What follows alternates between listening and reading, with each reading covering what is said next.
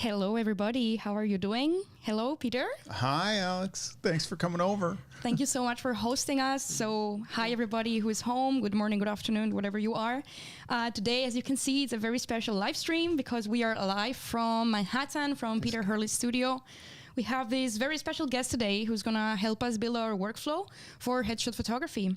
So super grateful for having you here, for being here. How have you been doing? I've been doing great. I'm excited that you asked and we could get a bunch of people on to talk about headshot workflow using Capture One. I'm such a fan of the program and I won't shoot without it. And I love you guys. And to have access to you and have you actually in my studio is mind blowing. So I hope everybody gets a lot out of this.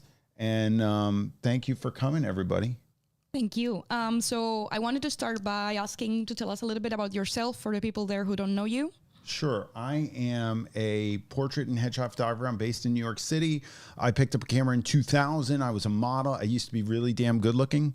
And then things started to fall apart. So I was like, I got to make some money. How am I going to do this? And I wanted to get out of bar. So I picked up a camera, shot film for a while. I went through from film, I was a medium format shooter. I went into medium format digital and I used, I started out Hasselblad and then I went to Phase, and that's how I got on Capture One when I went to Phase. And then I hooked up with Canon, and I've been a Canon shooter since 2015, and I shoot with the EOS R5 now, which are the files that we're going to be working on today, and we're going to show you my workflow for that, which is super cool, and I'm going to learn something along with you guys. I do have studios in Los Angeles and out here in New York. I'm based in New York, and I go to Los Angeles every now and then. I run workshops all over the country and all over the world. You might know me from some of my YouTube videos or from the Headshot Crew, which is my coaching platform, and it's where I coach headshot photographers globally on this. We have associate photographers in every corner of the globe. There's 183 associates, I guess, right now, and I'm getting everybody on Capture One, and we're doing it. And at some point after we get through this, I'd love for you guys to check out Headshot Crew, and we'll mention something about that. But I am here for showing you the way that I do my workflow with my clients, and Alex is going to streamline that for us, and she's helped me in the past, and every time she comes, my mind is blown. So Alex, go. Thank you. And do check out the Headshot Crew because it's something fantastic that you put together, and it's so unique. So you said that you always use Capture One. That is like a key part of your workflow. For the people, like, we get a lot of audiences, like more advanced, more like getting into Capture One these days. So can you explain briefly how do you use Capture One in your workflow? Oh, I open it up when the client walks in the door. I put their name in there and I go. I'm like, I don't shoot. Like, I'm like a fish out of water, untethered. One of the favorite things that you guys did in the new update that I'd like to mention to everybody is that and I'll just go like this. When I'm shooting and I've got to go past my tether, I can unplug, shoot some, and then plug back in. That was like, I was like, and then it goes in without me having to put it to a card. Whose idea was that? That was great. Oh, we have some very smart people over in Copenhagen. Goodness, that was amazing. So. No, yeah, that's great. So let's get started. So I wanted to start by introducing a little bit of what I'm going to be talking about. I'm going to be showing you how to put together a style that is going to be as versatile as possible for all your headshot photography.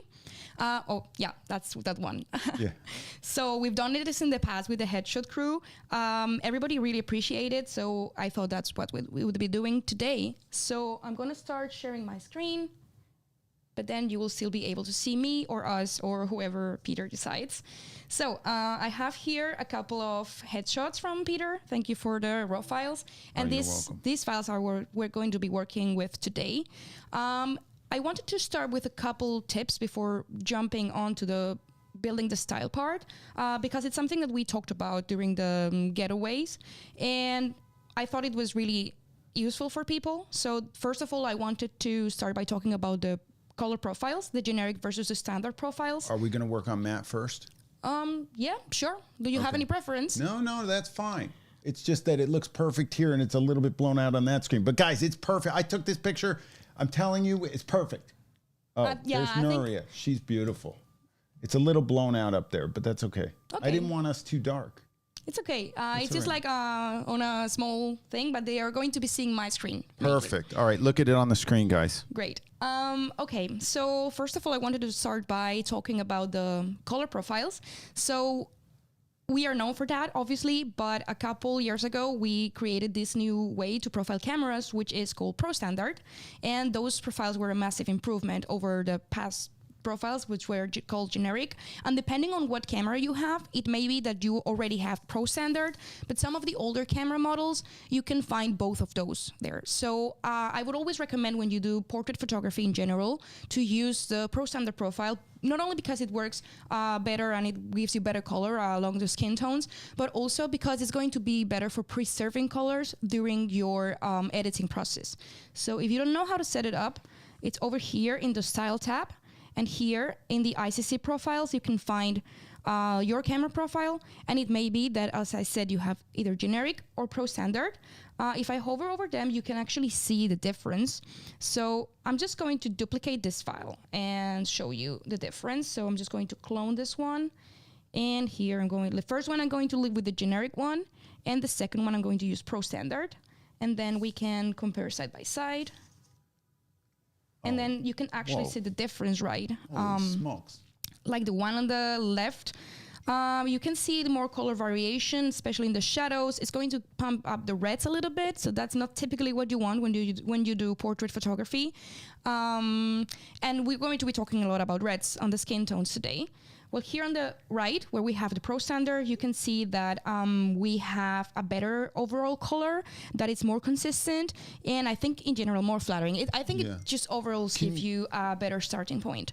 So the Pro Standard is the one that I recommend you to set up if you didn't do that already. Can you show them, because you did it on my computer and I need my people to know how to do this because I don't know how to do it because you did it for me. How do you set up that Pro Standard by default? Right. That was my next thing. See, I'm ahead of her. You are. Because we've worked together. I'm ahead of you. I know what I knew it. We know what we're doing, right? Yeah. Okay, so when you want to set this up as a default for your camera model, you just have to do this once for every camera model you have. So for example, if I'm using R5 only, I've just set it up this one time. And then all the next pictures that come up tethered or imported, they will be applied this color profile. So to do that, just go over here on the three dots and just choose Save as Default for Canon R5. And then it's going to ask you if you want to apply it and say yes. And then by default, everything that comes up from this camera model, it's going to be applied this profile. So I thought that was worth showing. That's perfect. Great. And a second thing that is just like one little tip that I wanted to give you before diving into the universal style that we're going to be building is the color readouts. This is a tool that is pretty unknown in Capture One. Maybe for the people who have been using it for a while, they know it's there.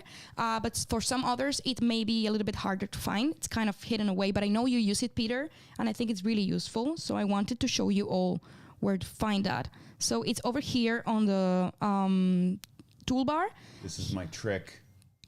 And then here, where we have the white balance tool, we also have the possibility to add color readouts. So this can be very interesting. I think that you do something like that, if I'm not mistaken. I do.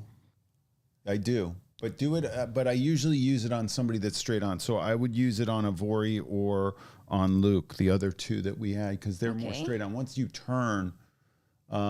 So what I do is I shoot a shot. I usually always shoot everybody straight on, and it usually has to be my triangle setup. So this is my triangle. This was actually shot at a trade show, on a trade show floor. Vori is an influencer. You might know her from TikTok. And what I do, oh, look at that. That's pretty good. Just bring that right one up a higher on the cheek. It's 205 is not luminosity value. Yeah, look at that. It's in there.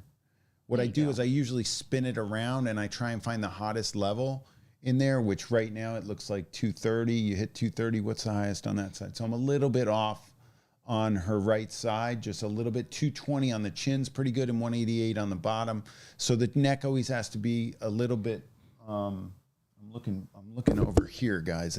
Well, let me show you. I'm looking over here. So the neck has to be darker than the chin. And the chin is usually the darkest on the face when I set up my triangle, and it can be usually, I try to get it close, but if you make it brighter, then things look uplit. So forehead 224, can you get anything hotter on the forehead? Yep. I think that's the yeah. So I have it up on mine, and I'll do the color readouts on mine, and I'll double check it on mine as well. But this is the first thing I do with every. Oh my gosh, I got a ton of them up here. Okay, so yeah, I'm getting that's on your screen. Are you calibrated? No, you are calibrated, right? Yes. Okay, it's a little brighter. I'm getting 222 on the forehead. It's okay. Let me get rid of some of these readouts. But yeah, I'm doing it on my screen simultaneously. Oh yeah, I am up at 230 on the cheek. That's pretty amazing. And so I'll do this, guys, before, and I can see that the one side. I was shooting on a trade show floor. It was quick and dirty, and she was like, she just came in, and somebody said she was an influencer, and she has like a gazillion followers, and I got to shoot her. So I just jammed her in front of the lights and took a couple shots, and I thought this was pretty cool.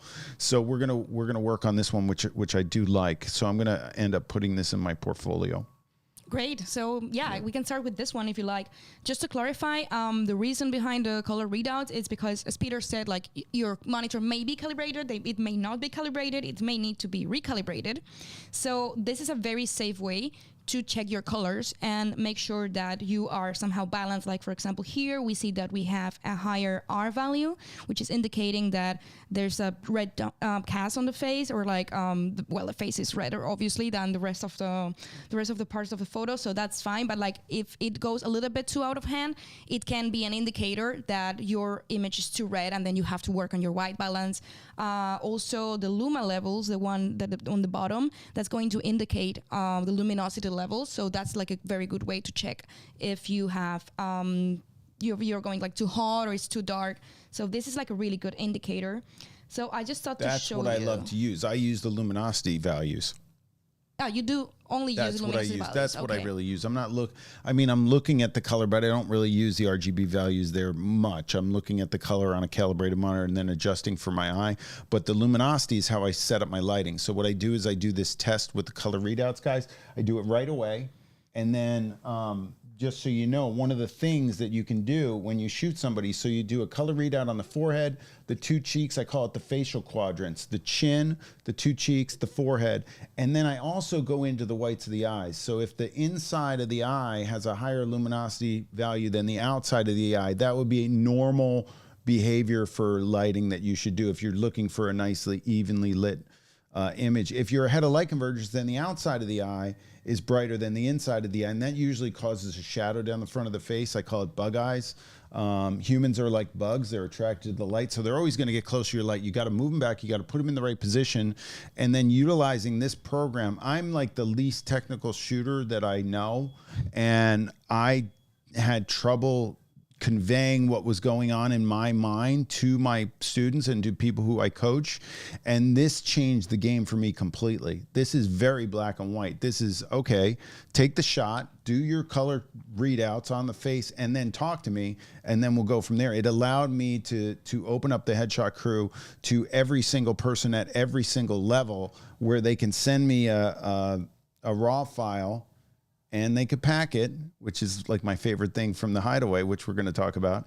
And I can actually send it back to them with either my settings on it, or see what they're doing wrong, correct it. And we do it across the board for every camera system out there. I base what I'm doing and what Alex is doing off the R5, because that's what I do. But that's just for Canon, and for what I do, I would take anybody's image out of any camera and utilize this in the same fashion. So it's really, really cool. It's awesome, super awesome tool. Wow, that was great tips, and I'm sure that everybody appreciated it, because it's not so often that you get to talk about lighting in headshot photography with like so clearly and like so openly. I love that. I love how you share your knowledge. Can we go to Luke and do the facial quadrants on him and see? So if you see, I got Luke here. I do shoot men and women differently. The other thing is, if the guy has scruff, you're going to get a little different value on the chin. So I'm working on a different system to make sure you get the lighting right based on skin, on light, not on the different skin textures. You have different texture on the cheeks than you do on the chin, than you do on the neck. So it's a little bit different. But here we go. We got 193. Can you get that? It's a little bit off. Yeah, I'm not perfect all the time, guys. Don't give me a hard time. You were not? Come on. So disappointed. Don't give me a hard time. It's all right. But the scruff's going to pick up 168. Pull the scruff one around on the chin. Pull it up.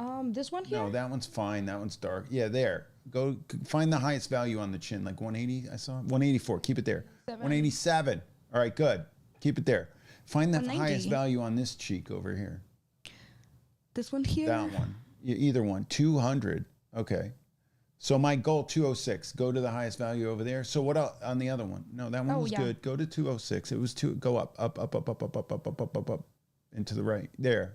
There we go. So you can see this is a perfect example of me not being perfect and missing this cheek, trying to get that cheek to 203, and it's at 172. So I don't mind a 10 to 15 point discrepancy on luminosity, but when you get into the 30 range, then I should have taken the time to. Now I could bring that up and fiddle with it in Capture One and get the exposure change, but I really want to get in the lighting. I still like the light on this. I like the double kick on the cheek, the white background. This guy's was super cool to shoot, and you can see I'm at 185 on the forehead. Can you get the forehead any hotter? Go up and go right, maybe 190. Now there's also, look what's happening. The hair is going to knock it down. So, you know, I'm shooting through the hair and that's going to absorb some light. So I'm not going to worry about the forehead as much there. I still like it the way it's shot. It's not overly, you know, messed up in any fashion, but it could have been, if I was really a stickler, I could have gotten it more even. Well, good enough. Theoretically, we shouldn't fix this in post-pro, but we can. So let's get to work in one of the photos. You wanted to work on Ivory? Was it? Yeah, I want to work on all of them or whatever one you want. Yeah, let's go Ivory because I haven't. That's the only one that's not. Well, I'm going to work on all of these. I think Matt, Matt and Luke, my retoucher already did. So those are ready to go on the site, and I'll put them on the site when we get off of here, I think. And Nuria is just beautiful. I always wanted to put that shot of her on my site. And Ivory, yeah. Let's work on this one. Okay, let's start here. So let's go right into how to build a style. So the idea behind this, as I said before, is to have a style that you can apply to all of your sessions, and it can be as versatile as possible. This means that there will be some customization to be done every time that you apply this style, but I'm going to show you how to build it from the scratch so that you can do it at home, and then I'm going to show you how to apply that to other shots and customize just the things that need to be customized for minimum work in each of the shots. So let's get started. I always start by creating a new layer. I typically never use the image layer or what used to be called background. And the reason behind that is simple. Say that I'm just going to totally overdo it so you can see what I'm talking about. If I apply any adjustments in the background, it means that I cannot have an opacity control. So this is why I typically don't like to do that. I prefer to start from a new filled layer and then do my editings there. If you already started using the image layer and you forgot to create a new one, that's fine, because then you can just right click on the image layer, and there's a new option here that we added like some months ago, which is called Move Image Layer Adjustments to New Layer. What? So if I press on that. You're kidding me. Yeah, so you see now that all my adjustments have been moved to the new layer, and now this one's empty, and now this one I can control opacity. You're kidding me. I did not know that. Can you do that again? Yes, let's do that again. So you apply any adjustments into the image layer. If you forgot to create a new layer, don't worry about it. Just right click on the image layer and choose this last option over here, Move Image Adjustments to New Layer. Click on that, and all of those have been moved to this new layer, which is already filled, meaning, whoops. Are you kidding me?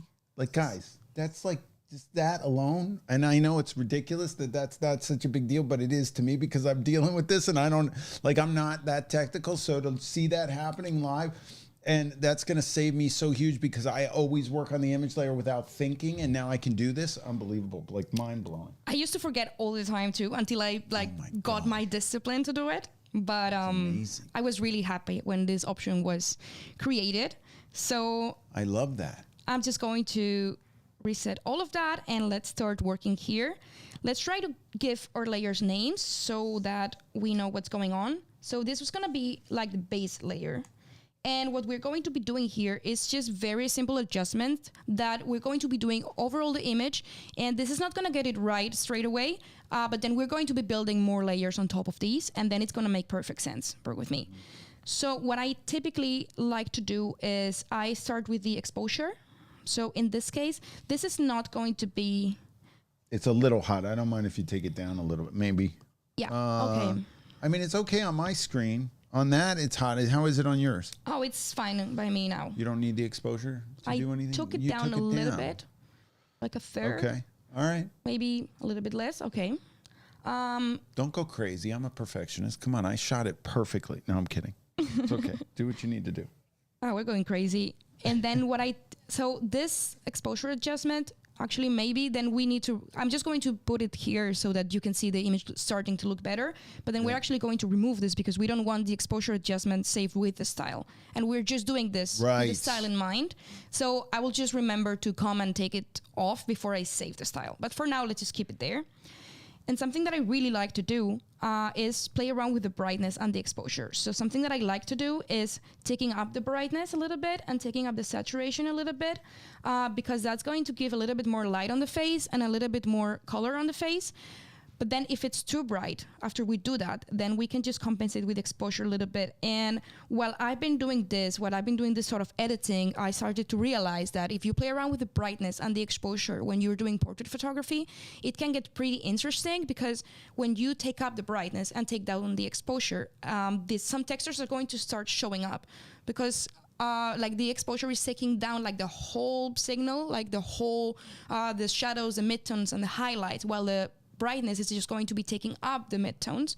So it's going to create like a very interesting contrast. So it's not touching the shadows or the highlights, just midtone brightness. Yeah, exactly. That's amazing. That's basically the difference between exposure and brightness. And it just punches it a little bit. The midtones come up and then you can, so it's effectively changing the contrast too if you're playing with that a little bit. It's a way to play around with contrast, okay. yeah. Wow. But in my experience, it always gives like a really nice texture on the face. Yeah. So that's why I like doing this. So I'm that's how I would start. And then the other two things that I'm going to do here is curves and levels. And that's going to be all our adjustments in our base layer because that's just a basic layer. And then we're going to be building on top of that. So what I'm going to do here first, I'm going to be adding a little bit of contrast, but I'm going to be doing this from the Luma curve. So in Capture One, we have the RGB and the Luma curve, and we always get this question like, what's the difference between one and the other? And to show you better, I'm actually going to do the same as I did before. I'm just going to duplicate this photo. So here, I'm going to do an RGB curve and see what happened. It's overdone, I know that, but I just want it to be very obvious for you all to see at home what's going on. And then if I compare side by side again, you can see that this one on the left, that's the RGB curve. It gave us contrast, yes, but it also affected color. And precisely it affected color in a way that is not really flattering in this case, because this is going to be affecting the red channel a lot, and it's going to be oversaturating the reds, which is not what we want when we do portrait photography. While the one on the right, which is the one that we did with the Luma curve, it's going to be adding contrast, but not saturating the color so much.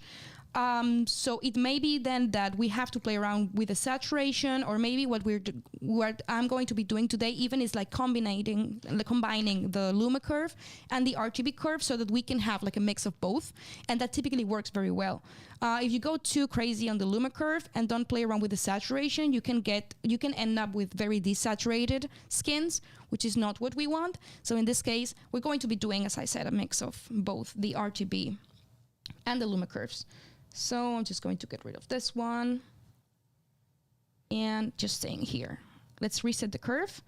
And here, first of all, I'm going to be going over to the Luma, and I'm going to be pumping it up a little bit. So just like pushing the curve a little bit closer. And I'm just going to be doing a little bit, upping the highlights a little bit and taking the midtones and the shadows a little bit deeper. If you look at that, if you just see before and after of just this tool, let's see that. So that's before. That's after we got nice contrast. But as I said, the skin is maybe a little bit too desaturated now. So let's see what this does.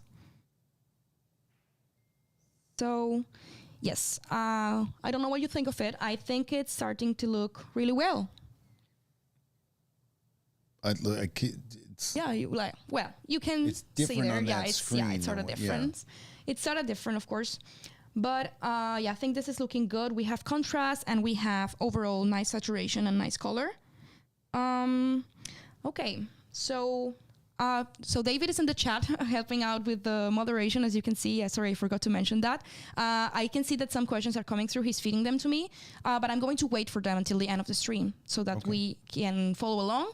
And then don't worry, I'll get to all of those after the session.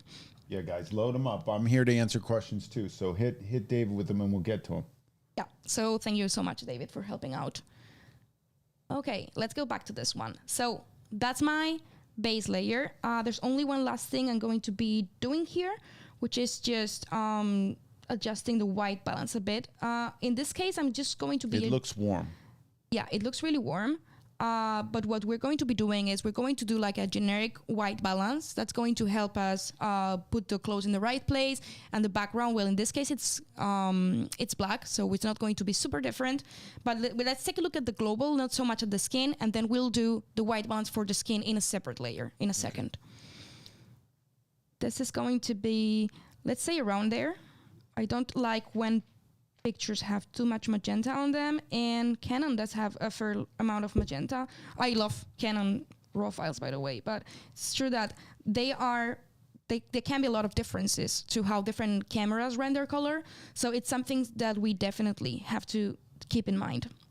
Yeah, every system's different. You know, I coach everybody with every system, and I know the tendency of each camera and the raw files coming across depending upon how it's shot, what lighting, settings, etc. So everybody, you guys have a body lens combo that you're dealing with, that you've got to figure out these raw files when they come in. The key is to be consistent. Like once you set up, I shoot headshots. I don't shoot anybody differently. I set up my triangle setup. It's the best light I got.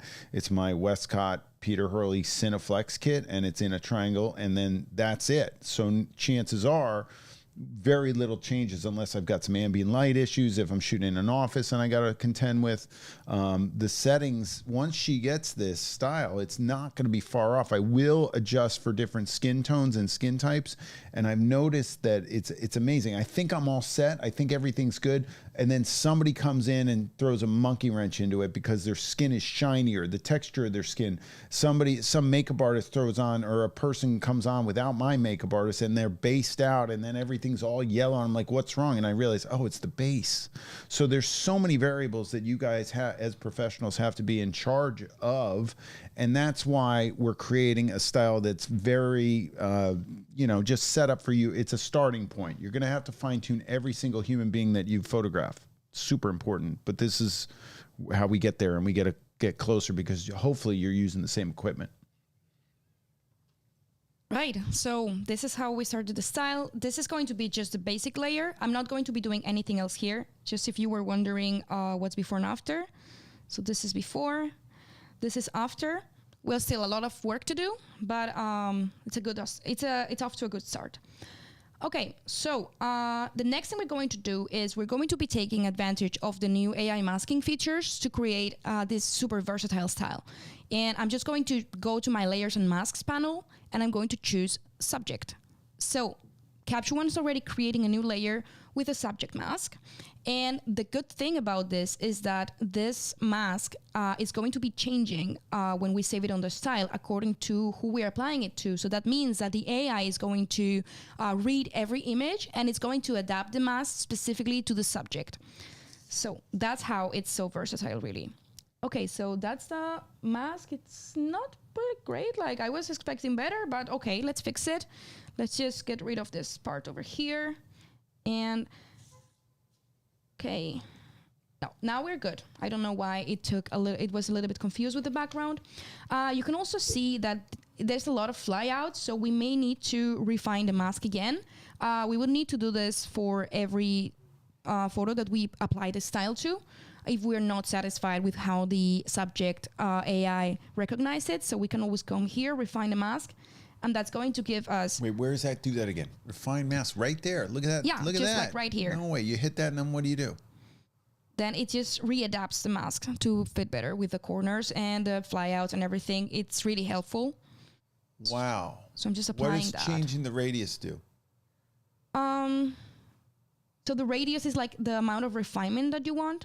So if you go all the way to 0, if you go all the way to 300, it's going to be like more refined, and it's going to be like a softer mask with a softer fall off. Oh, okay. So that's what it does. It looks like it got all the hairs though.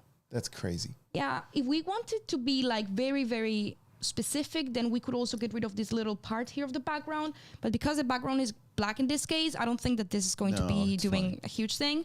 Probably also with a white background we'll do better. We'll see. We'll see in a moment when we reapply this style somewhere else.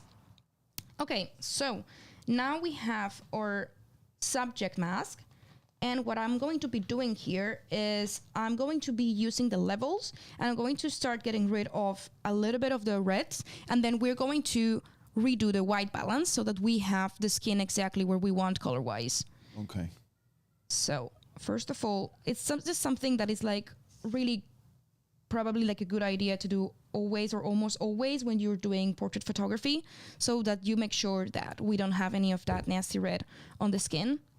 So that's probably going to be a little bit too much, but we can leave it here around minus 0.03. And I think that's going to be pretty versatile for all the photos that we're going to be applying this style to. Also, in any case, remember that you have an opacity control.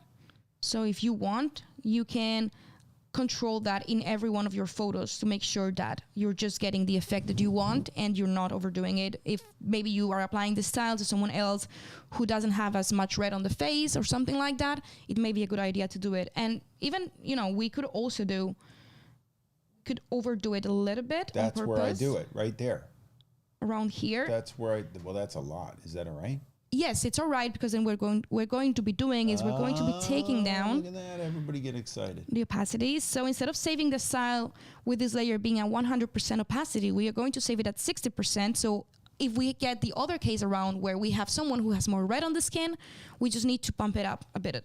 And then we don't have to go into the specific tools each time looking That's for... That's amazing. So you just set this up at the percentages and you roll with it. Oh my goodness. Also, the base, we could also save like at 80% or 90% or like any other opacity that we may want. So that's going to give us even more versatility. Oh, I like this. So yeah. Is everybody getting excited out there? I think so. I think we're getting a lot of comments actually. We didn't get a shebang yet. Guys, 3, 2, 1, shebang! We're getting there. We're getting there. Right. Yeah, I keep seeing the questions, but as I said, I will get to you all in the end. I hope everybody is following along. And if someone is not and you want us to slow down a little bit, you can also let us know on the chat and we'll try to slow it down, because we know that many times we get many different audiences here. Guys, the other thing, the first law of learning, repetition. You're going to do this over and over and over again. Then you're going to do it more. And then you're going to do it over again. And then you're going to start to get it. It takes a while. That's why I'm making her repeat stuff for me, because I'm a little bit slow. But on the uptake on all this stuff, I'm just not, I like pointing the camera at people and pressing the button. That's it. All this fancy schmancy stuff is a little bit beyond me. So it takes me a while. So I need to do the repetition. So you should too. Some people will be faster than me, though. Oh, it's super important. Like, it's really the only way that you can, get a workflow, because that's what a workflow is, like the way where how you always work. So we've got the subject. Mm-hmm. Yeah. And the base. And the base, yeah. I have a feeling you're going to go for the background. Yeah, we could go for the background. I need the background. Let's do the background, yes. Just so you know, in here, like in this layer, if you want to do like a little bit more contrast, you could apply another curve. I think that we're good with contrast in this case, but just so you know, you could also do it, and just the subject would be affected. But yeah, let's move on to the background. So to create a background mask, super easy again, just go up here, and then you have these shortcuts to subject and background masks. So I'm just doing a background mask. And while it's doing that, I'm being told that we got a lot of shebangs so far. Oh, we did? We did. Oh, I like that. Good. Nice. So that's our new mask for the background. We see there something is like off here. I don't know if it's a bug or something. We'll try What's in the wrong? other Look at pictures. that. What is that? But let's just fix it really Right, that quickly. didn't happen. Let's just add it there. Okay. And then again, we may want to refine the mask. So let's do that. Oh, wow, it's getting it. Okay. Getting oh, it. wow, look at that. Oh, it got it. Yeah. So that's better now. Oh, wow. That's cool. Great. Now we have the background mask. That. And here, what we would typically do, basically, it's to play around with the white balance and the exposure, maybe. This case, not much to do with the exposure. Well, if we wanted it a little bit lighter, actually, we don't want that super deep black, what do you say? If they're wearing black, or if they have black hair and you're shooting a black background, that's when I would really like to separate the background. And I really don't like using the HDR panel that you guys have on there for humans. But occasionally, if I have to pull a black leather jacket off a black background, I'll either tweak the blacks up or the shadow up a little just to try it. And I think when it's separated on a separate layer, it's better. So it doesn't start to open up things in the person that I don't want to open up. Yeah, definitely. This is really useful when you want to control the light in the background without affecting your subject. Yeah. If we use the HDR tools on skin, we're going to be seeing a lot of weird textures, maybe, or like. Yeah, stop just like doing that. You guys are overcooking stuff with that. They do it, and then they send it to me. They're hidden. They're using that panel right in there. You know who you are. You're doing it. Stop that. It's like overcooking the human. Don't overcook people. Stop that. Right. So that was some telling off from Peter. I also don't typically like to use these panels on skin because it's going to affect texture. It's going to probably slightly affect color, and also, like, if you're not happy with the highlights and the shadows, you can always work on that when you're shooting, like with your lights. That's how you should do it in theory, not like affecting the skin, the contrast and the light on the skin after. Like, if you're shooting with a controlled light environment, then you should be doing that, right? If you're a professional, you should be able to handle it. You know, sometimes, guys, you gotta get this in camera. If you're shooting, like I'm wearing black, I got a black hat on. If you put a black background behind me, I'm immediately going to fall into it if you punch your black point at all. Like, it's not going to, there's no way. But if you have control and you have continuous light and you use the inverse square law and you get the black background right up against your subject, maybe maybe it's paper, like different textures. I used to sell, I think they still have it at Westcott, the Black Matte Pro Board. I developed that stuff just for that purpose, so that you could actually light it and see separation between the human being and the subject. I also have videos on Headshot Crew on how to make that separation happen with strobe, which I love. And now I'm tweaking and then fine tuning. And then last resort, very last resort, would be having to open it up in Capture One. But that's like a last resort. You're a professional, you should be able to get it in camera and you should be fine. But there are techniques to do this, but I want you guys shooting using your eye and using your camera and using what's at your disposal, so the capture's as close as possible to the output. Thank you for the tips, so useful as always. So let's get this going. Background mask, we did that. What we did here is we just worked a little bit with the exposure and the shadow, so that we just pumped it up a little bit. I still like the dark background, but I don't like it so much when it's like super absolutely black. So we're going to keep it there. Yeah, I don't like it super duper black either. Yeah. So we did that, and maybe we could work around with the white balance too if we feel like we have to. If you want like a colder background, like a colder gray or like a warmer gray, whatever, it's like up to you. How do you want to do it? I like it cooler. Go cooler. I don't like a warm background. I don't like it either personally, but well, don't go crazy. That's a little cool. No, I'm kidding. How about that? That's good. We can work with that. Okay. Yeah, we can work in there. But now we could adjust the opacity. And we can adjust the opacity, yes. Fantastic. So let's leave it at 85% for fun. Fantastic. And okay, this would be the basic layer. So we have the base, we have the subject, we have the background, and then there's two more layers that I would like to incorporate into this style, because it's also going to give us like a lot of ease when we are trying to work on the skin tone, when we are working on these batches of photos. So the next thing I'm going to do is I'm going to create I have a feeling this is where it gets good. Yeah, it's going to get really good. Oh my God. So we're going to create a new layer, and that's going to be a skin tone layer. Really? So we're going to be doing that with the skin tone color editor, and we're going to be doing it in a way that is going to be very versatile when you need to work on different types of skin tone with different shades. So to do that, let's create a new layer. In this case, we're going to do an empty layer. We're going to create that ourselves. An empty layer meaning that there is no mask. So like here, for example, you have the background mask. By the way, I think I saw one relevant question coming through, so I'm going to take that one now, if that's okay. Okay. So because of this little failure that it did here, that it didn't cover this part of the background when we did the AI mask, you saw that I just used an AI brush to take that in. So when you start off with any sort of mask, like whether it's a subject or background mask or a full mask or a mask that you created yourself, you can always use the AI brush and the AI eraser to modify that mask. Say that I wanted, for example, for any reason that I want the hair to be part of this mask, I could also like do that, or like any specific details here I want to be part of this mask. So if I just like press here, for example, then that's going to become a part of the mask. Wow, look at that. So we can use that to modify our mask that were created automatically. And say, for example, smokes, people. So that's just what I did. Like we were lacking a part here, so I just did that. Cool. That looks cool. Yeah, and you know, you can use both the AI brush and the AI eraser to subtract that, to subtract parts of the mask or to add parts to the mask. So that's definitely super useful. And it was also a nice introduction, this question, to our next layer, because as you saw, this was a skin tone layer, and for now there is no mask. So if we come here, we can see the mask. If we come here and we don't see a mask, when we have that option selected up here, it means that there's no mask. So we have to create it, and because this is going to be a skin tone mask, then obviously we want to mask the skin out. And this is where the AI brush comes super handy. You can just hover over the photo, and that's gonna get you the skin tone in there just in one click.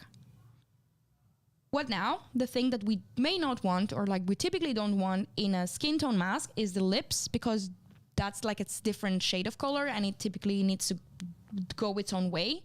And we may not also want the eyes in there. So how do we get rid of that? In the same logic as I did before, we can just take the AI eraser and then just click on the part of the face that we don't want. You can see that if we zoom in, it's going to make a more advanced selection for us. But what I'm going to do in this case, it's just like using this cropping tool when you use the brushes, so that you can see that it just took that part of the mask away. And it would just work so well. I love like this crop selection for the brushing, because it just will recognize the edges. You do the eyes the same way? Yeah. So that's how we do it. Oh my goodness, guys, look at this. Look at this action. Yeah, that's how we do it. Oh my gosh. And now, of course, we can refine the mask again. And then that's gonna give us like super soft edges. If we go too far in the radius, you can see that it will start getting a little bit into the white of the eye. Yeah. And we probably don't want that. So you want to bring the radius down so it opens up the eyes? Oh yeah, I see it. I see it happening. Yeah, we can do something around there. And then let's see how it works. And if we need to refine somewhere around the lips, then we can do that too. Okay, but now we have the mask. And now we're going to work with the color editor on the skin tone mode. So it's all the way down here. I'm going to stop you for 1 second. Okay.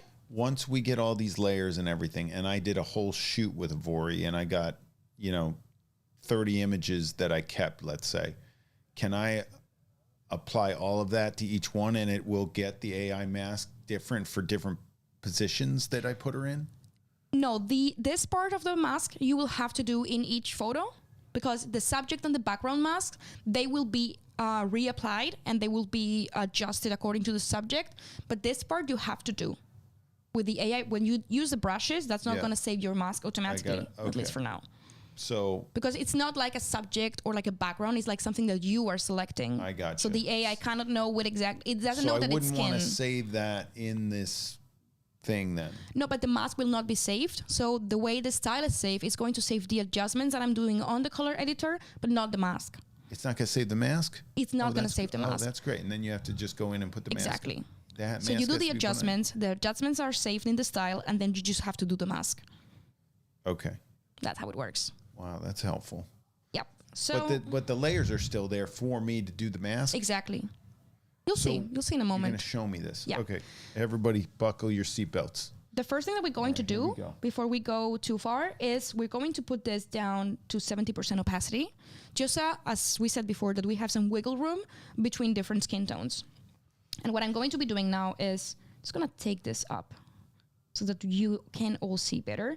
So this is a skin tone color editor. By the way, we will have a session on this coming up next month, just for portrait editing and skin tone editing. So that's going to be February 22nd, if I'm not mistaken. So look out for that if you're interested to hear a more detailed explanation of this tool. Today I'm going to be covering it a little bit faster so that we have time to finish our style. But just so you know, that's coming up. So let's just pick up part of the skin tone that we like. Say, for example, here that is not like so hot. And that's going to represent our selection here. In what we're going to do in this case, we're not going to be working with the skin tone editor in a very normal way. We're going to be using a trick that I learned from Kenton de Calle, which it's a Swiss photographer and Capture One ambassador that I really like. And he showed me this thing during a live stream. We all learn when we teach, and that's why I love teaching so much. So instead of just sticking with that selection, we're going to be opening up the selection as I just did to make sure that we're covering all of the color wheel. Everything. Yes, because we don't really care about the color selection here because it's just going to be affecting the part that is masked. So Gotcha. any other colors will not be affected. And what I'm going to be doing is I'm going to put the hue up, the hue uniformity up to, let's say 70. I still like to keep it natural, so around 70, and the saturation up to like 30. So what this is doing, you can see a little dot here in the skin tone editor that represents the original color that I picked out when we did the selection. So this is how the uniformity sliders are going to be, uniforming all of the skin tone into that color that we selected at first. So if you see the before and after, this layer, this is before, this is after, and you can see that it works good. It works really well to uniform the skin tone and to make sure that we don't have parts that are too red, parts that are too green, and it's just gonna like blend it all together nicely.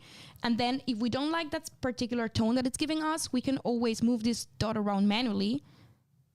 So this is why it's so versatile, because if you have someone who has a greener tone on the skin and then you want to make it a little bit more on the magenta side or on the red side, you can just move this dot around and it's going to be so versatile, because then you don't have to go and pick out the specific skin tone for the specific person and work each time with the different sliders. You just need to find the tone that you like. Say around here, for example. Or maybe not. Yeah. Okay, I like it here. It's a little bit more magenta than it was before, but it's not too much. And now, when we have done that, when we reapply this style, it means that we just have to play around with this dot and do the mask, and the rest is just all about the opacity. So if we don't want such a huge effect here, we can take down the opacity, and that's giving us the before. Or if we go 100%, that's going to be a harder effect. So this is why it's a good idea to save this style with this 70% opacity on this layer. This is like the most versatile way to do it. Is it the most accurate way? No, because we are compromising something here. If we want it to be faster, it's not going to be as accurate. If we want it to be very accurate, it's going to take us a longer time. So for speed, this is how I recommend you save the style. If you don't like it this way, or you want to be a little bit more accurate, something that you could even do is to start with no mask at all, and then just take like a standard brush and just brush in the adjustments wherever you feel like you need that. Because maybe the skin is very uniform, and then we don't want to make it like too much uniform so that it doesn't look human. So you can always just start with a blank mask and then just start brushing in along the face. We'll be covering this also in the next session next month, but it was just a little tip so you know.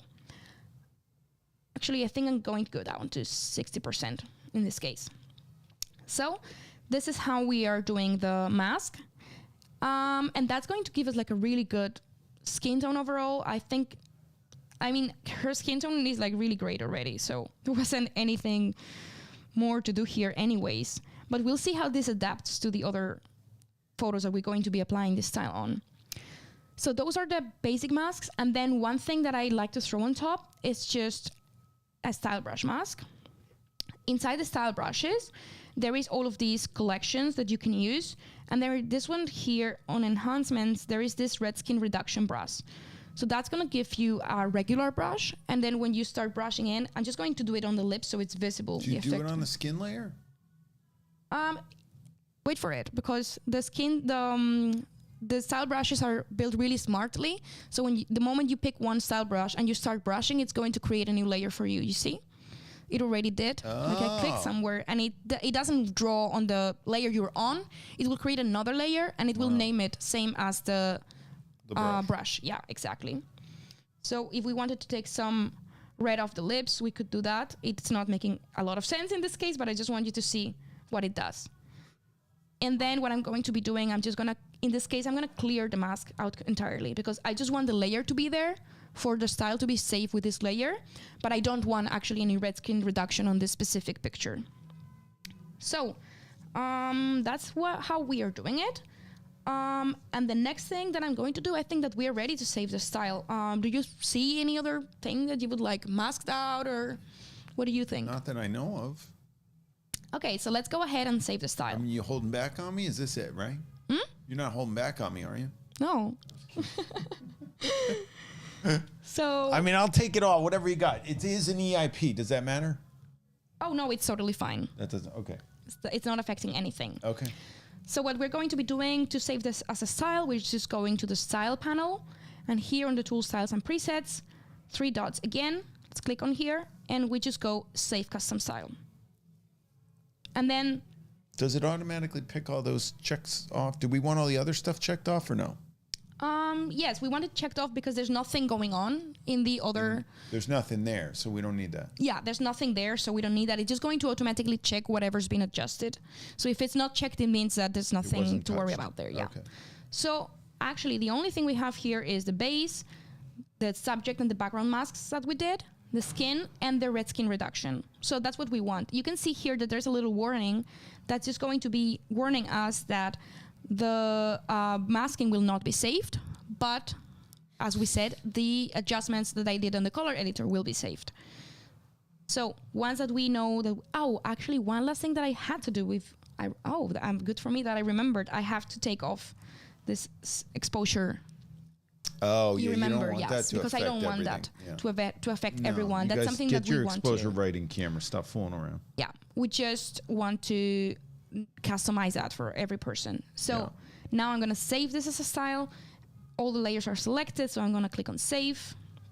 And I'm going to call it Universal Peter Hurley. Look at that. Let's go with that. So let's click on save. Can you airdrop that to me? I want that in my life. Yes, you will have it, definitely. I'm just going to fix that as it was before. It was minus 0.5. Okay, yeah, that's how it was. And then let's try to apply it on look, which is a completely different person, completely different background, completely different environment, and see what it does. So let's just make sure first that we don't have any adjustments here, because if you apply a style on a picture that has already been adjusted, it's not going to override the previous adjustments, it's just going to stack them on top of them. We don't want that. And we don't want that. That gets weird. Yeah, that gets weird. Yeah, exactly. So we want to be sure that we are applying the style over a file without any adjustments. We don't want things to get weird, guys. We don't. So let's go into the styles, and I'm going to be choosing this one. And once that I click on that style, it's going to be applying all of that. Wow, look at that. So obviously the white balance is off. That was saved within the layers, but this is how it's versatile, because then we can reconvene everything. So here is the base layer, just showing you the masks at first. So this is a base mask.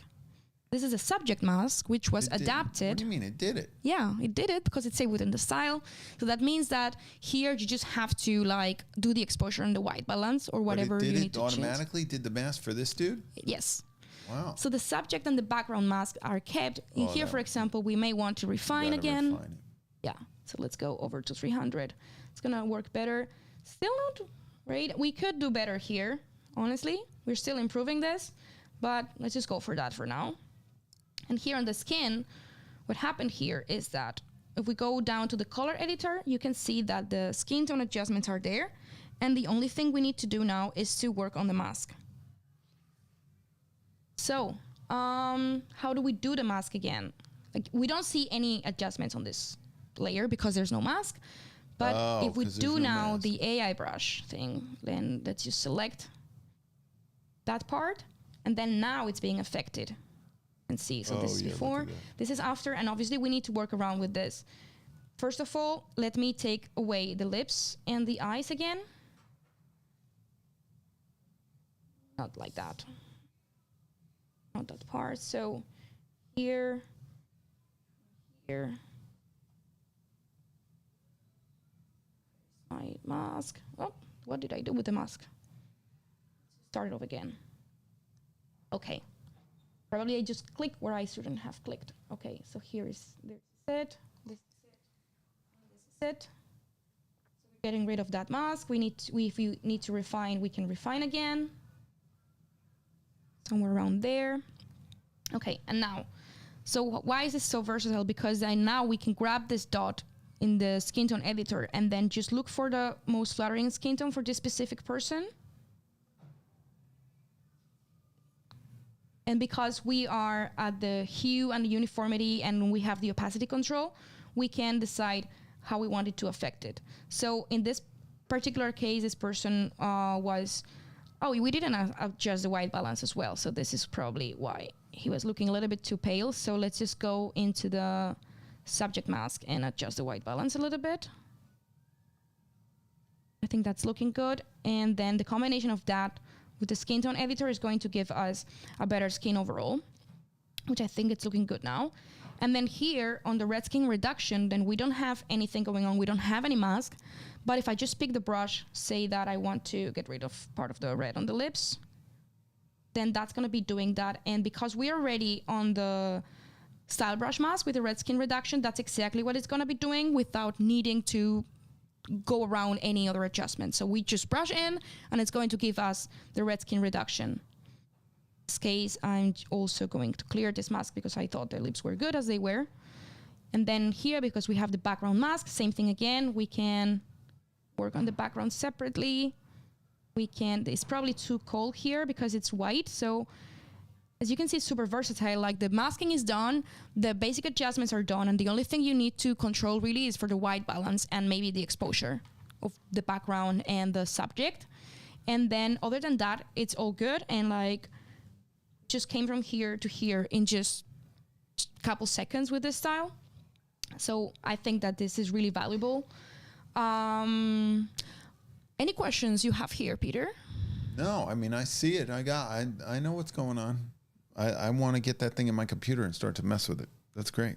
Yeah. So another thing that we've been getting requests for, and I think part of your crew also was asking about this, was what if you don't want to save this as a style and you just want to copy and paste in another photo? Yes. And you have this AI masking going on. So we have just released a new version today, which is 16.3.4, and we are doing an improvement to how the subject and background masks are working. So this is exactly what the new version allows you to do. It allows you to copy and paste your adjustments in other photos, and then the subject and the background masks are going to be redone for a specific subject.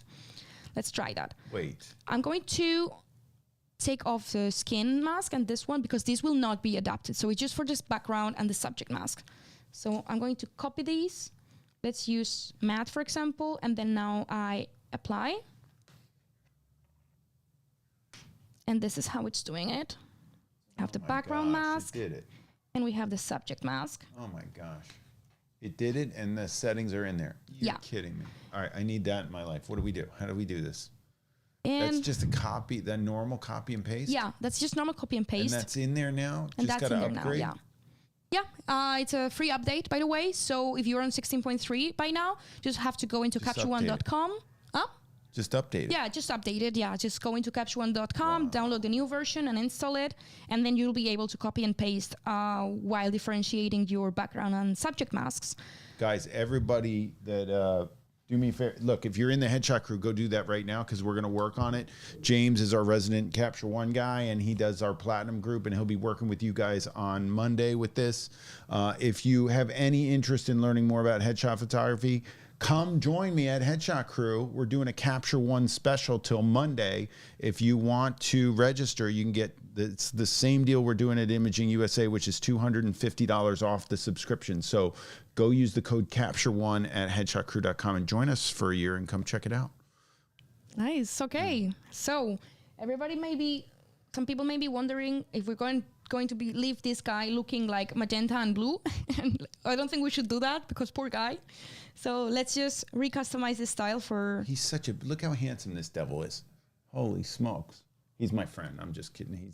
He's a buddy of mine. He went to high school with my brother, and I've been shooting him for years now, but I made him look like a tough guy. He's an actor. His name's Matt Walton, and he's just an awesome guy.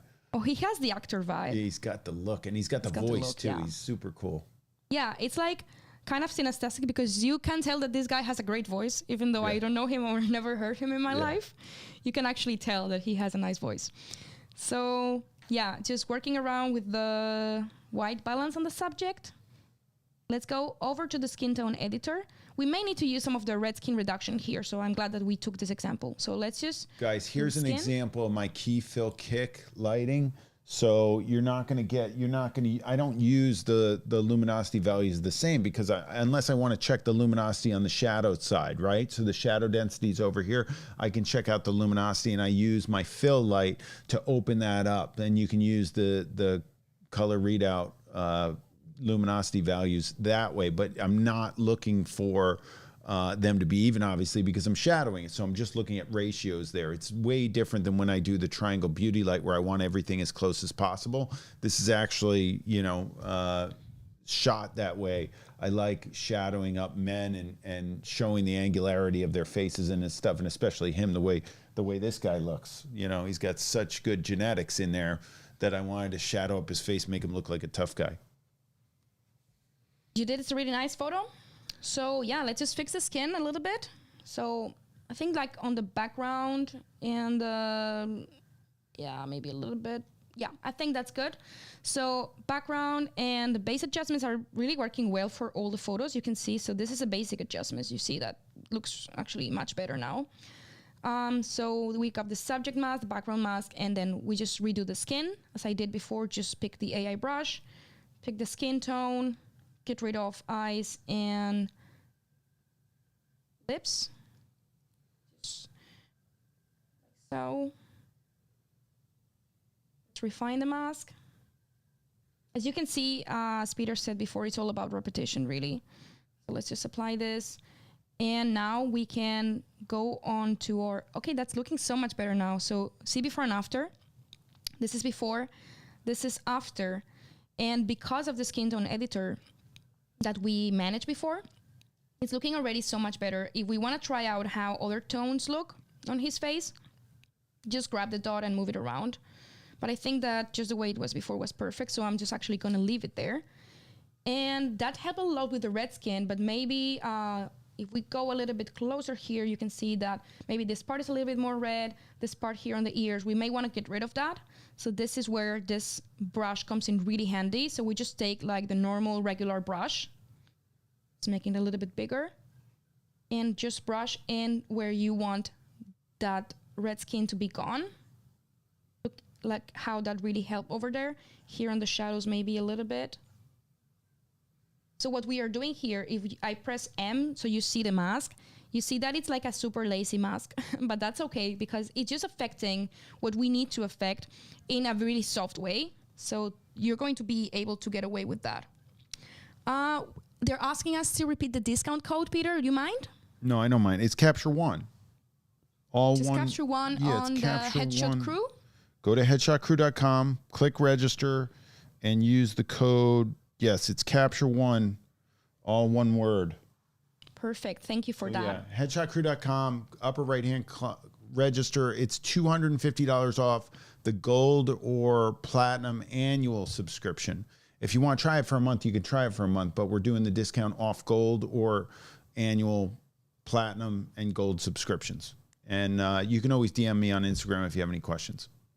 Thank you. Yeah. Thank you. This is exciting stuff, guys. I love it. Yes, so just to wrap it up, before we start taking the questions and answers, I just wanted to show you before and after of this guy. Let's just do the split view slider first. So this is before, this is after. Wow. Shebang. It's a double shebang. There we go. And just to top it That off, is so cool. I just wanted to also let you know that you can now assign keyboard shortcuts to styles. So just one little tip, if this is something that you will be using a lot, once you build it, just go into your keyboard shortcut manager, which is here on the menu edit. What? Edit keyboard shortcuts, custom shortcuts. And here you can apply commands to applying a specific style. So for example, You can apply a style on a shortcut? yes. So if I just use universal PH, that's going to be command 1 now. What? So if we go to Nuria, which is the only one who my didn't get any gosh. love, Where we have did you command been? 1. Why don't you come over more often? This is ridiculous. We should have you more often Are too. you kidding me? You can have a style on a shortcut? Yes. Holy smokes. All right. I got to get this sorted out in my life. Yeah. So it's the reason it's taking a little bit longer. It's because it has to redo the whole AI stuff. Gotcha. But it did it now. So let's see what's going on here. So that's base, so that we don't have to worry about. Boom shakalaka, guys. Probably we need to work on a shortcut on the thing. this. Then we have the subject mask. Oh, interesting. It left out the hair. This is why you want to check it out. And then you probably want the hair in there too. Then you just do it with the AI brush. I mean, that hair's a little tough. Look, she's so beautiful. She did great. She's amazing, yeah. Yeah. What refining does here. She's got a lot of hair. Yeah, I think that's working so much better now with the hairs. Look at that. Wow. So now we have that. May need to... Guys, put in the chat if you want me to come back. If this is helpful for you. Oh, I think they will want you to come back. Really? Should I come back? I think so. You guys? We should come back and do more. This is too good.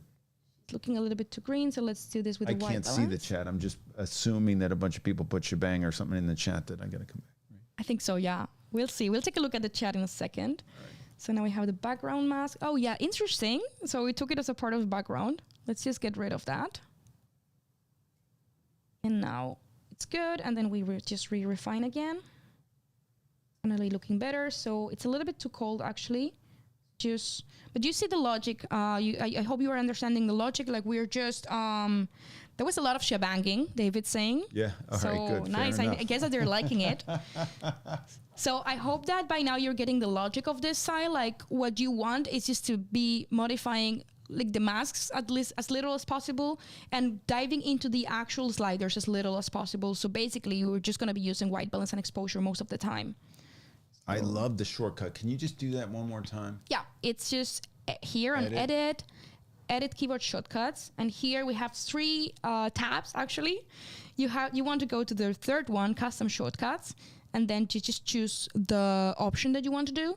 So you have different things. You can apply styles, you can even select a style brush, choose a shortcut to launch other applications. Like if you want to take this photo into Photoshop later for a little bit of a skin retouch, you can also assign, let's just do it on the second one. So let's just go edit with, and then we can just choose Photoshop. It'll open it up in Photoshop for you by hitting a button? Yeah. Holy smokes. We just choose the application that we want to open it with, and then every time I do Command 2, it's going to launch Photoshop. Oh my gosh. And yeah, you can also do aspect ratios if you want. So yeah, a lot of stuff that you can do here. This was a really overlooked update. So go into that and check it out. In this case, we just did our style with Command 1. Before you leave the room.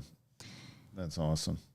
And yeah, and here again, we just need to do the mask for the skin. And that's the logic. Basically, we're just modifying the masks and minimally the adjustments. So in here, we want to take the skin a little bit warmer. And of course, we need to get rid of this part on the eyes, and this part on the eyes, lips on the teeth. That's how we want to do it. Let's see, that's good. Yes, and there's no really a lot of red skin here, but yeah, and I think that's basically it. That's how you top it off. And remember, once that you have worked on your style, you can save it. This is my adjustments that I would do. I think that this work good for headshot photography. But if you want to do any other adjustments, you can really just choose to save whatever you want, and then just go to style tab, save your style, name it however you want, however you see you're going to recognize it in the future, and then you're good to go. Just Amazing. A little bit of masking and white balance adjustments, and you would be good to go. And then you just need me. You need me to get your base shot, so I'll teach you how to do it. And we go here, and then we work on them, and then you output amazing stuff for your people. How cool was that, guys? Do we have questions? Oh, we have tons of questions, so we better get started. Oh my gosh. So first of all, just a reminder that the new version is out, 16.3.4. So if you want to do the copy pasting of masking, remember to go into capture1.com and download that. Okay. So question from Amy. This is actually more for you. So she said, how do we evaluate the Luma levels? Do we want all the Luma levels to be the same? Oh, Amy, we were talking about the readouts. Yeah. On the readouts. So there's the RGB values, and on the bottom is the Luma level. Do you call it the Luma level or the luminosity value? Yeah, the Luma channel. Luma channel. Yeah. Okay. Those are the numbers I go. They're gray. If you want to bring it up and bring up the color readout and put it out. Yes. So when I'm shooting the triangle and I want even lighting, I do it as beauty light. It was all based off when I started shooting. I had a window behind me. I shot natural light for 4 years before I got in a studio with no windows. So I wanted the light coming straight at the subject, and that's why my triangle is very specifically set up the way it is. So the forehead can be the hottest spot. Let's just give this a value of, let's say, 210 on the forehead. The cheeks can fall off a little bit, but I usually don't want the difference between the forehead and the cheeks to be too severe. Maybe 10, so 210, 200, and then maybe 190 here is fine, because so you're 20 between here and here. It's all about ratios. So you're just looking at what you're doing with the light. I would rather have 210 here, 205 here, and 203 here, or 202 or 200 here. If you can keep 10 between here, you've got really nice, soft, open beauty light, and that's fantastic. The other thing is that I go and I do a readout on the inside of the eye and the outside of the eye. The outside of the eye should always be darker because eyes are spheres and they're going around. And usually the corner of the eye, there's less light in there. So those photographers that go in and whiten the eyes evenly, not cool. It looks fake. It doesn't match the exposure on the face. But you can test if your subject's in front of light convergence through using the color readout in the eye. So my workflow, the second I shoot somebody, and I always, if you'll notice a lot of these shots, the person's very straight on into the camera. I start like that. I do my readouts. I make sure everything looks good, and then I start. So I'll take a shot of them. I'll tell my subject, go hang out over there and look at your phone, answer some tests or something. And probably in a minute, I've done the color readouts. I've done all the settings and all the stuff. I actually do a shoot setting because I don't want to. You didn't do we could show them where the capture from last on the tether is. The what? Sorry? Capture the last settings on the last image in the tether. Yes. So I want the settings on the tether to go to the next image as it comes into the computer. So, but I don't need all the masks or anything. It's just for me to show my subject like the best looking shot I can. And then we edit them down. To me, editing is culling. So we cull them and we delete the ones I'm not going to use. And in the end of the session, now I've got a smaller group, and then I can go in and do the actual business. And I pack the EIP and I do all that. Maybe show them packing the EIP and the what did I just say? The copy from last on the tether. Yeah, that I have on screen by now. So this is, by the way, we're also going to be doing. I don't think next month, but soon enough, we're going to be doing another recap on basic tethering live. So watch out for that if you want more tips on tethering. But thank you for bringing that up. It's one of the best things of tethering in Capture One is that by default, all of your adjustments will be copied from the last photo, meaning that you will always get something consistent on screen, meaning that you will not start shooting, do some editing or some color grading or whatever, and then keep shooting and then that's gone. That's not how it works. We did the live when you and Raphael came here. We did the live. Oh, Remember? My God, I'm so sorry. You mean in the live session? No, I'm not talking. I misunderstood you. I'm sorry. No, you were talking about something live, but no, I was talking about the next capture adjustments. Yeah, go for that. Let's stay there. Let me. I don't want to sidetrack anybody. Go Yeah, show them that. live we're just covering a different session because it's a lot and we still have to get to all of those questions. Well, you got to come back. Oh, we'll do. We'll come back. Time with me. We definitely. So there's that. All right. And the other thing you said we wanted to the show? next capture adjustment. Can you go there? What's other? Basically, other is everything. So you have ICC profile, which would be just the camera profile. Yeah. Orientation, which is if you turn it to the right or to the left, like 90 degrees. Oh, okay. And then just styles if like there's any style on there. But other is like basically all the adjustments. So by default, it's going to be copy from last. That's by default? Yeah. Or did you set it up that way? No, it's by default. Oh, it comes like that. It always comes like that, Oh, yes. okay. Because that's the first thing I do with my when I do a headshot intensive workshop, and I go straight for that with everybody in that class. Next one's in New York, guys. February 3rd and 4th? Mm-hmm. Okay. DM Nice. me if you want to come and ask me for a discount. I'll see what I can do. Beautiful for the New York crowd. Yeah. I may stop by if I'm in town. You got to come. Yeah. What is that weekend? Is it the 4th and 5th or 3rd and 4th? I should know my dates. We'll see about if I'm in town. It's the 3rd and 4th. The 5th is the 3rd extra day. It's called an intensified day. Okay, so moving on, there was David telling me that there was a lot of requests in the chat for Pro Center profiles for Fujifilm cameras. The reason why we don't have them is because Fujifilm we do our own little thing. So we have the film simulations. So that means that the way to profile cameras is a little bit different. But overall, it's just very good colors. It's very accurate, and it's going to give you consistent results across editing.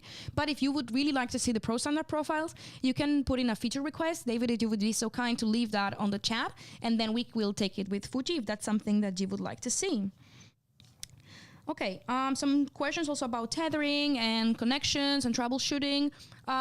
If you have like something like very specific issues that you would like to address, you can always welcome to contact our tech support team.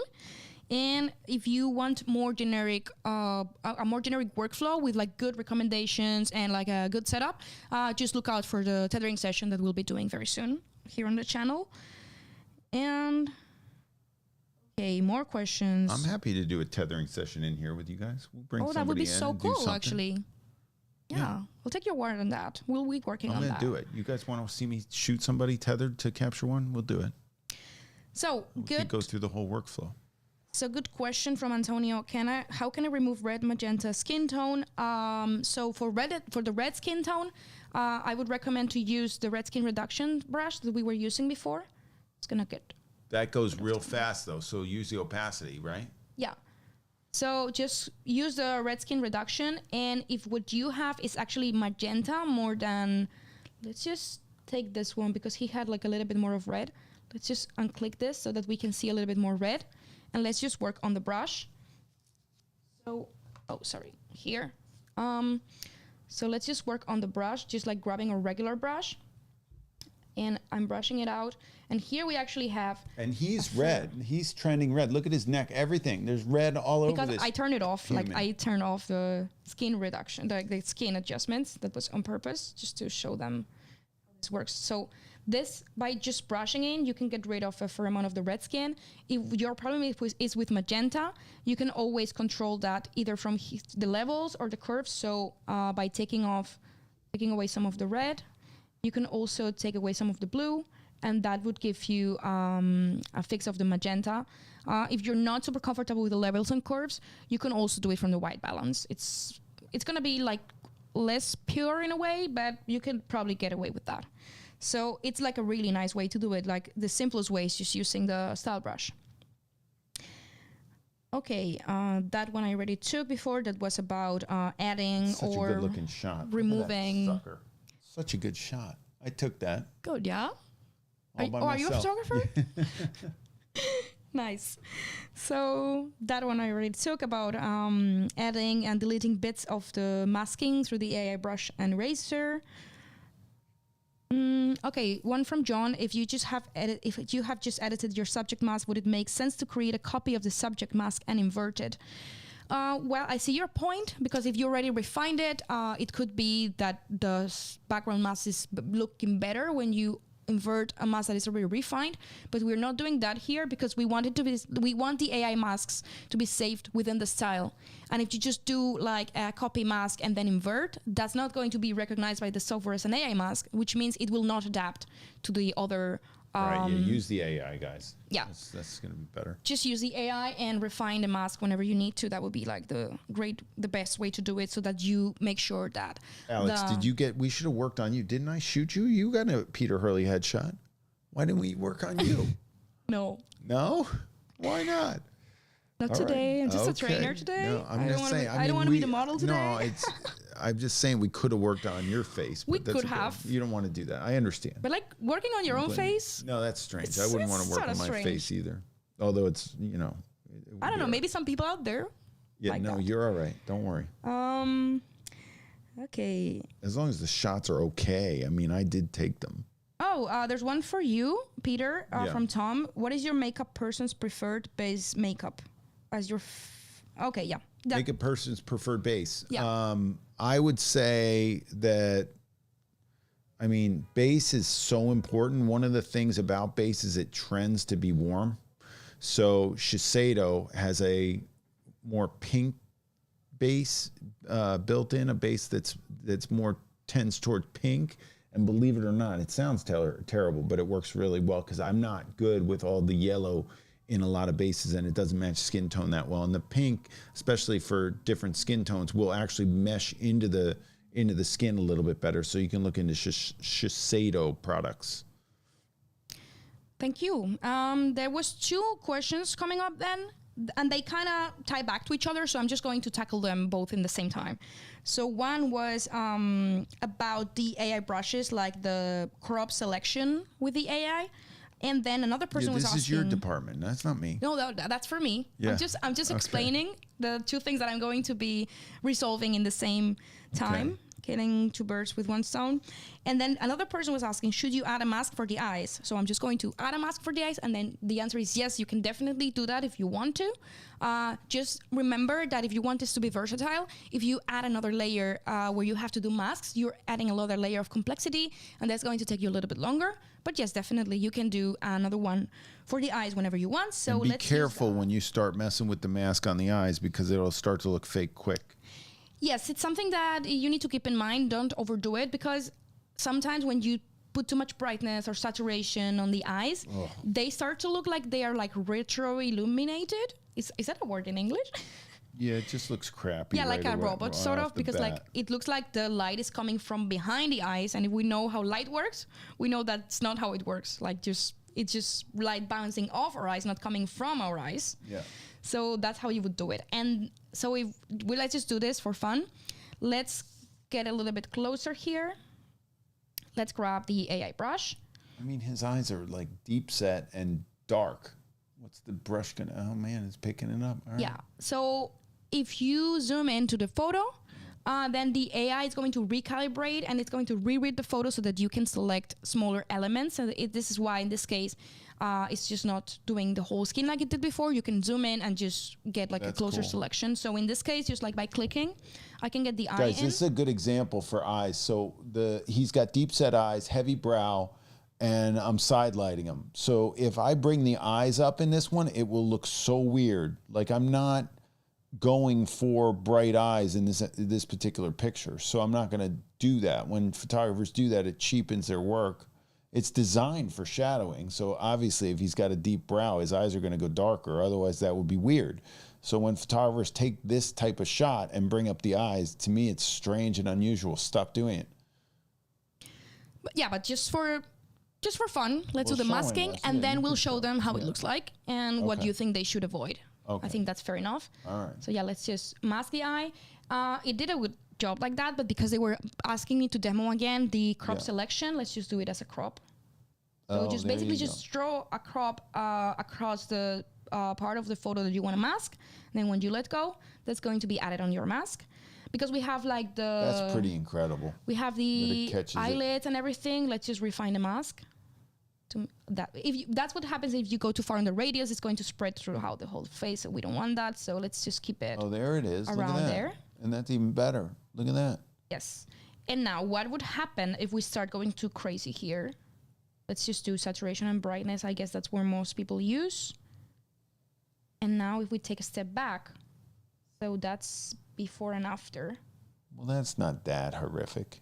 Not that horrific, but if you take it too far, let's do exposure typically starts looking really weird. This is what most people do. Now it looks weird because it should not be that bright. Like the light shouldn't, that looks weird. Yeah, that looks weird. That's what most photographers do.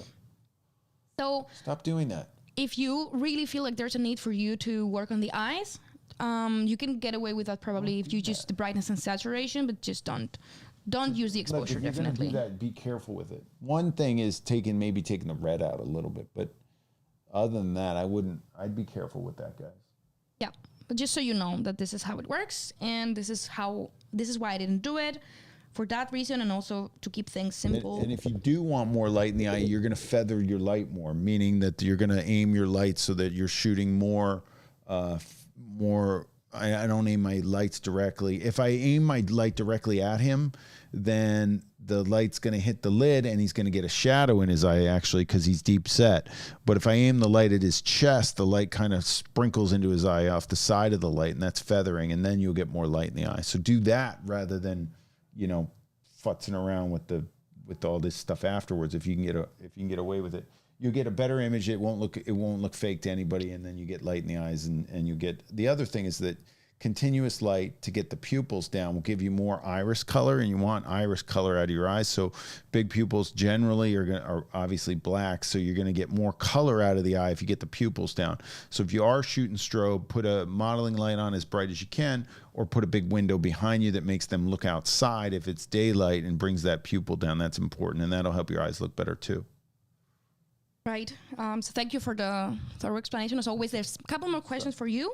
Yeah. So let's do this. Okay, this is an interesting one, actually. So someone says, I would be really interested to hear general comments on how working with models, subjects with dark skins affects this workflow. So many examples everywhere are fair skin. So what do you think about that? Like, it's true that we didn't get any examples with darker skins. I could have brought in darker skin. Nuria's she's kind of darker. So what I was going to do, I've shot every ethnicity known to man that I think in the course of my career, I think I've shot 30 or 40,000 people at this stage of the game. I'm guessing. I didn't count every single person, but it's been a long career. In the headshot crew, I coach everybody, and we use those luminosity values. So on the Luma, so this is what I thought when I first discovered that. I was flipping out. I thought it was so great. I've got a ton of videos in there. So what I was going to do is everybody I shot from every skin tone, from the palest person I ever shot, which I've shot people with albinism, and they're really, really pale, but you have to bring them in, right? If they're shooting them, to the darkest person. If you guys, my favorite headshot is of my friend Gare, and he's the darkest guy I've shot that I think I've shot. And he's on my website. You can see him everywhere. It's one of my most famous, iconic headshots I ever took. And everywhere in between. And what I was going to do is shoot all of them and then use the luminosity values to show you the exposure. But guess what? Skin doesn't behave so differently. If there's an oil over the skin, it's going to give you a different luminosity level because it's going to be shinier. So it doesn't have anything to do with it has a little bit to do with their skin tone, but it has more to do with the texture of the skin, the oiliness of the skin, the way you light the skin. So if I gave you a luminosity value, it wouldn't help you. So what you want to do is you want to expose for your highlights and then let everything fall into place. So my highlights, I like to be hot. I like them to pop, whether they're a dark skinned individual or a light skinned individual. The highlights are going to be popping, and then everything else should be falling into place. But this is based on your aesthetic and where you're going with it. Obviously, in a shot like this that's up here, this one, you're gonna, I'm going for the shadow on the right cheek, camera left. So I'm gonna expose for the highlight, the hottest spot, and then everything falls into place. And all that shadow density is controlled by me because I'm a professional. I'm controlling all that. So exposure first. Did you see the first thing that we did was touch exposure? Like exposure for me is first. Like that brightness exposure move is first, because then all your color falls into play and then you're really seeing what you're getting. So guys, just make sure you get your exposure done. And that's why I photograph one image of somebody. I go over to the computer. I look at it, I adjust my settings accordingly. I take an extra 30 seconds to do that, or a minute, and then I start shooting again because I want that exposure dead on. Once your exposure's dead on, it's going to help you so much. So shoot like that for that consistency. But again, highlights, go for the highlights on the exposure and let everything fall into play. And it's not dependent upon skin tone. You would think it is, and it's obviously skin tone's important, but you've got to look at your human being. Like if you got a dark skinned person that's plastered with a base that's just like yellow and matte, it's going to be a different exposure. I'm probably going to have to bring that up. If they were shinier, I'd have to bring it down and to have everything fall into play. So there's a lot of different variables. You got to do it in the moment. Thank you. That was so interesting. Thank you for sharing that workflow. Yeah. And maybe if we are back in the channel. Oh, yeah, we're here now. I was here. I was talking over there. I'm here. Anyway, you guys got it. Anyways, yeah. Thank you for bringing that up. I don't think that editing darker skin tones is getting talked about enough. So maybe when we are back on the channel together, then we can maybe do something about that. I have plenty of people that I shot that would be happy for us to work on their skin. I think that would be super interesting. If you would like to check that out, just leave it on the chat so that we know that that's something that you would like to see. And we'll be super happy to do a session more specifically on darker skin tones. I think that would be super great. I love every ethnicity. It's just so awesome. And I even love when I don't even know who's walking in. Like they'll book and then the door opens and I'm like, oh my gosh, look at this person. Like I don't see him beforehand. I challenged myself. I was like, I don't know who's coming in. Brittany, my assistant, might have talked to him or something. Sometimes I just don't know. And then they'll walk in and I'll be like, oh my God. So interesting. They're it's like a blind date. Super pale. Yeah. I'm like, look at this pale person. Or look at this person. Like this guy yesterday had an awesome beard. I was like, oh, his beard's so cool. So I was shooting that. And then the other woman after him was super pale. So it was interesting. Great. So a couple more questions before we wrap it up. So people were asking if this style will be made available to them. And we didn't think about it, but I think we could do that, right, David? So let us work on that. Like I know that at least for the people who register through BigMarker or Webinar platform, we probably can send it to you guys. So the people on YouTube is going to be a little bit more difficult, but we'll work on that. We'll let you know if we find a way to get that to you. If you're on the crew, we'll be working on it on Monday at 6 p.m. Eastern in the Platinum group. And I will do this with the gold members as well. So we'll figure out a time for that. I'll talk to James and get it together. Again, if you want to join us, come hang out with me and the Headshot crew and we'll keep working on this stuff. We're very on top of this. We love staying on, and I love that my relationship with Alex, she tells me when new things come out and we stay on top of Capture One and we get everything acclimated. Actually, in my Headshot Intensive workshop, I make everybody use the program because I think in a workshop environment with me standing there, you're going to learn a lot more than, and I have everybody has to get it. You have to at least be on the trial, if not the subscription, or have it downloaded. Like I won't work with you if you don't have Capture One. It's part of my workflow. It's the way I teach. It's the only way I can do it. So I'm glad you guys are all here and getting this. Remember what we said about repetition. It takes time, and especially with programs, but you also have to get your shots. If you get a really clean shot in there, it's so easy to work on. If you're screwing around with lighting and your lighting's not quite right, or you just didn't nail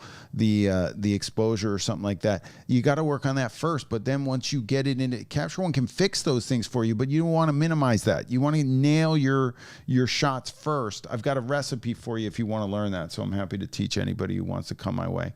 And I answer every one of my DMs on Instagram, so you can always ask me anything there. I bet you get a lot of those. I do. I like doing it. I don't know. I feel amazing, really. Yeah. So talking about future stuff, I'll block you if you bother me too much, though. Just right out of there. No, please don't. Don't be too much. Not you. No, I answer everybody. Yeah, but talking about future stuff, I just wanted to let a brief note out that Capture One is going to be at Imaging USA. Next weekend. So I'm going to be there. My colleague David Grover, which you all know and love, is going to be there. Really? Yes. And are you going to be in Imaging USA? I'm going to be at Imaging USA. Louisville, Kentucky. Yes. 28th to 31st of January. Oh, yes, we're all going to be there. So if you're going to be there, please come by. Let us know you're there. Come say hi. We've got some nice stuff for you. Wow. If you're going to be there, and you signed up here, I'm doing a contest there for along with B&H. So I'll be in the B&H booth and I'll be in the Headshot Crew booth. If you sign up using the Capture One code, I will bring a book to Imaging USA and sign it for you and give it to you there. So you can sign up using the Capture One code. You can get in on this program. You can work until Imaging USA and then come by the booth. I'm going to make you take a photograph. We're going to run through this workflow and we're going to put it into a contest at Imaging USA. And at the end of the show, I'm going to be giving away an Arca Swiss PO ball head. I'm going to be giving away $400 gift cards from B&H for any, and one random each day. And then the second place winner will get one as well. So we've got $300 gift cards, one to give away each day randomly, and one to give away for the second place winner, and a PO Arca Swiss. It's right here. It's right on the couch over there. I don't feel like getting up. Arca Swiss PO ball head. So anyway, and Capture One will be there. So I'll be running around between booths and making sure everybody over there is acclimated and taking their headshots. And we'll also be doing, it's going to be awesome. I can't believe you guys are going to be there and have a booth too. Shebanging, get yourself to Imaging USA. I'm looking in that camera. That was that camera. I wanted to tell you, but you were so into it that I didn't want to interrupt. It doesn't matter. They know what I look like. But anyways, yeah, come see us at the booths. That's a great opportunity. Thank you for sharing that. Let me know if you're going so I can bring a book for you. If you want to come say hi. Be exciting to meet you all in person, actually. So yeah, just to wrap it up, one last question. I thought it's a nice one to wrap it up. So someone was asking you, Peter, how much importance do you place on adjustments based on your preferences versus technical analysis and Capture One number values? It's all me. It's all me. So I work on a calibrated monitor. I'll just do this. I work on a calibrated monitor. It's all based on my aesthetic. So it has to match my other work so it can go on my website and look consistent, which, you know, over the years, I was looking at my website the other day, it's work in progress. But right now, producing the work, and a lot of you guys, you might have your own retoucher, or you might retouch your own stuff. Color is really tough to convey to your retoucher, so you almost have to do it yourself with your own eye, unless you've been working with somebody for as long as I have. Brittany and I have been working together for quite some time, so we kind of have the same eye.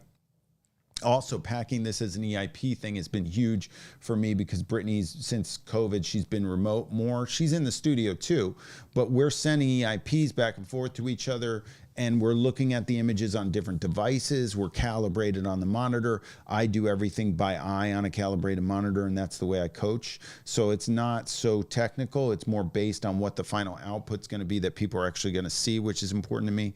So hopefully you guys work like that. But you've developed an aesthetic that flows through your work that goes from, so if somebody's walking in your door and booking you, they know what they're going to get. They have an idea of what the images are going to look like on the flip side of it. And I hate to tell you, but I love where Capture One's going and where my work's going, because it keeps getting better and better and better. I keep working at it and refining it, and now I'm feeling more confident whenever people come in, and it's great. So really been awesome. Thanks for that question. No, thank you. I think that was a great way to wrap it up. Just real quick.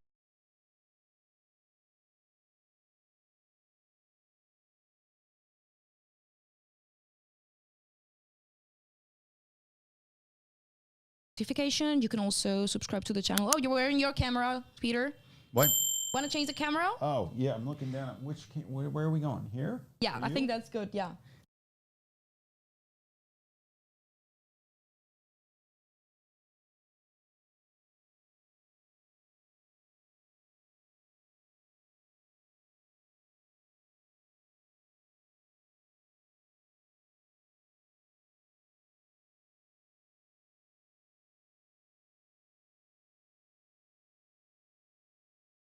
Watch them on YouTube. You can subscribe here to our channel, and then you will get a notification. So, guys, convince them. Just throw in some shebang so I can come back. They have to think that I'm worthy. Go. There we go. They're all the shebangs. Okay, so look at that. Are we up like that? That's so we're cool. Up like that. Yeah. This is so cool, guys. I set up this studio so they can come back anytime. Awesome. Yeah, this is great. This has been great, Peter. Thank you so much. Sorry because we went a little bit over time, but I hope that because there was a lot to cover, but I thought it was so interesting. Thank you so much for sharing your workflow. You are so transparent. I love it. I love how you share everything with your work. Your workshops, I have been there. They're amazing. So if you didn't know the Headshot Crew before, I do totally recommend you to check it out if you're into portrait and headshot photography. Thank you so much for hosting us. I'd like to say one thing. In 20 minutes, I got another Zoom. And I'm doing a Crashing the Crew. So I don't know if anybody wants to go over there, but DM me on Instagram and I'll send you the link if you're interested. Wow. So generous. I need a 20-minute break though. Come on. Yeah, let's do it. Okay. Thank you guys. Thank you so much. And we'll see you again next time. All right. Bye. Everybody.